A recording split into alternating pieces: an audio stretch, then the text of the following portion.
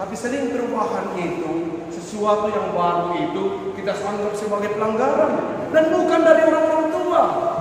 Generasi muda yang kemudian menganggap apa ini? Kita maunya seperti ini terus. Pakaian seperti ini dan gaya yang dulu.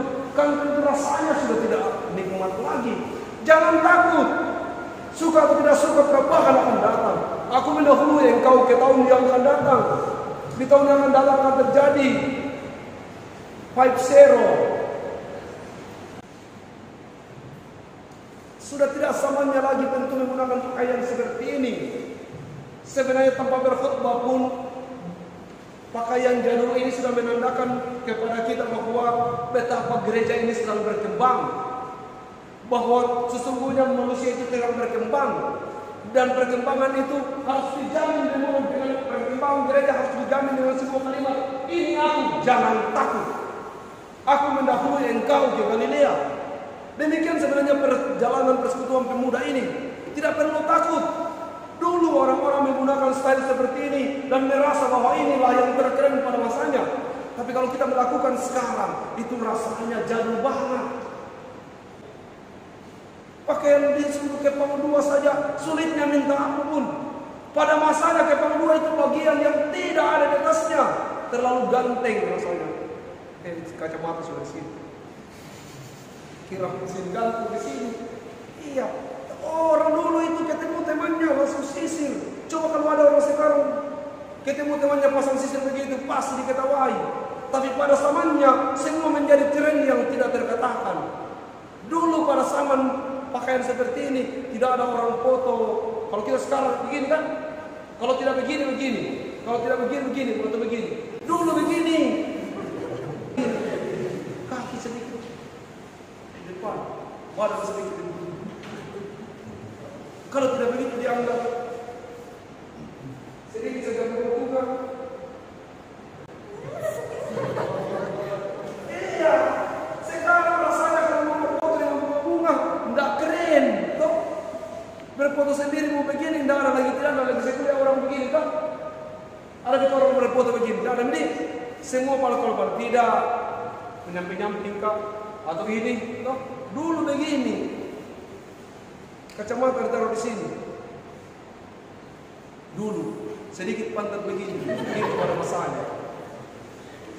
Tapi apakah kemudian kita berpikir bahwa mereka akan berpikir bahwa kelak nanti akan tiba masanya tidak ada lagi yang ada waktu, ada zaman waktu saya itu dilu-dilu. Satu kampung semua orang pakai baju dilu. Tahu dilu kan? Hah? Anak sekarang mana tahu tinggal dilu-dilu. Tidak tahu, dilu-dilu itu ada beberapa warna, bergaris-garis di setiap bajunya orang, ada masanya itu. Kuning, merah, hitam, itu dilu-dilu. Kalau tidak dilu-dilu, itu dianggap sebagai orang ketinggalan zaman. Nah, itu. Tidak keren dan beken pada masanya. Nah, apa yang saya katakan? Sebenarnya, tanpa berkhutbah hari ini, sebenarnya saya sudah sampai kepada tema saya. Bahwa kita harus berubah. Perubahan itu memang menyakitkan. Dan kalau perubahan itu terjadi pada masa sekarang ini, kalau kita masih tetap dengan kondisi sekarang ini, rasanya tidak ada perubahan. Itu baru pakaian. Pakaian saja berubah begitu drastis. Bagaimana dengan perkembangan iman?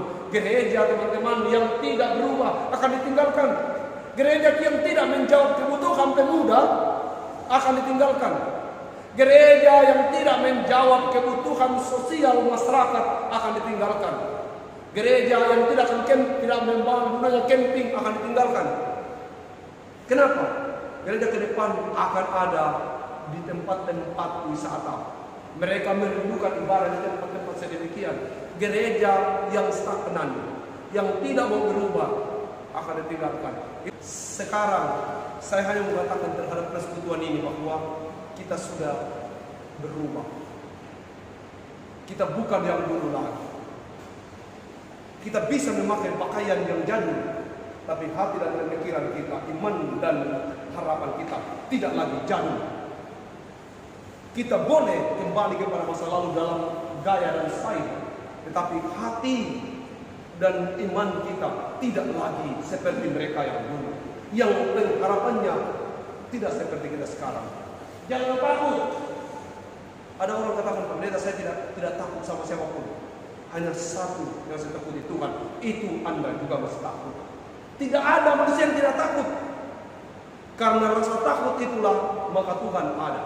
Kalau tidak ada rasa takut, tidak perlu adanya Tuhan. Rasa takutlah yang yang memaksa kita harus bertobat. Itulah kemudian saya dan saudara dalam ketakutan. Tapi jaminan yang terbukti sekarang bahwa ini jangan takut. Dan itu menjadi tema Paskah kita di tahun ini. Lakukan saja. Kalau itu berdasarkan iman. Jangan takut. Percaya satu hal ini. Setiap orang ada masanya. Dan sekarang masamu. Masa kami sudah lewat. Kalaupun dia Pak Laude tadi menceritakan begitu hebatnya pada masanya. Sekarang tidak ada lagi nilainya. Kalaupun dia panjang kalau cerita. Panjang kalau dikasih mimbar 2. Sambutan-sambutan, tidak ada lagi efeknya. Sekarang waktu Anda, sekarang masa Anda. Kalau Anda berkata bahwa saya tidak bisa, tidak apa-apa. Tadi saya katakan setiap orang punya masa. Dan setiap masa ada orangnya. Masa sekarang Anda orangnya. Kalau Anda tidak melakukan yang terbaik, Anda tidak mengambil masa ini, maka Anda akan kehilangan satu masa. Dulu kami sayang bintangi dulu di Polsta. Sekarang tidak lagi. Kalau Anda tidak membintangi di Polsta tahun ini, Anda rugi pada masa Anda. Kalau Anda tidak membintangi sekarang di Persekutuan Pemuda Geras Surabaya Raya di era Samuel ini dan Dedi Tristo, maka Anda akan kehilangan waktu. Anda kehilangan kesempatan. Saya pada masa Saman Baktiar dan Pak Hajai, saya orangnya bersama dengan mereka. Dan itu sudah selesai. Jangan takut. Dia memberi Anda kesempatan. Siapa dia? Dia yang sudah lebih dahulu ke Galilea. Selamat menjadi pemuda yang tidak takut melakukan perubahan. Karena semua akan berubah. Hanya satu yang tidak berubah, yaitu perubahan itu sendiri. 53 tahun Persekutuan Pemuda. Dan itu bisa terjadi karena perubahan. 53 tahun Persekutuan Pemuda itu bisa ada dan eksis sampai sekarang karena dia berubah. Kembali ke jemaatmu, kembali ke kehidupanmu, kembali ke keluargamu dan berubah menjadi lebih baik. Selamat ulang tahun Persekutuan Pemuda yang ke-53. Sekiranya itu juga menjiwai kehidupan kita untuk berubah. Tidak boleh, tidak harus berubah. Amin.